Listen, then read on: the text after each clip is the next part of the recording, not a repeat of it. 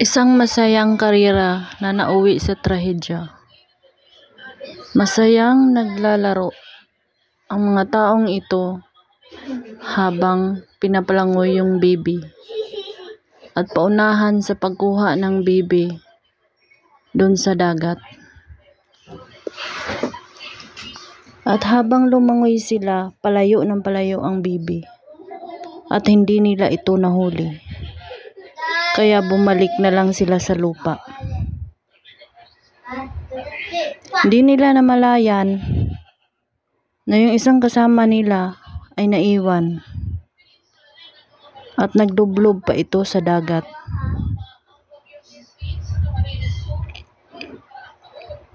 Naiwan yung kasama nila. Hindi nila namalayan na naiwan pala. At biglang may sumulpot. Umikot na speedboat. Yan guys, oh. Umikot yung speedboat. Habang nasa ilalim yung kasama nila, bigla itong umangat.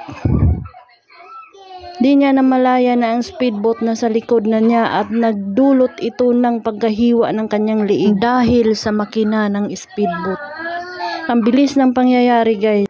Kaya doble ingat talaga tayo tuwing maliligo ng dagat guys.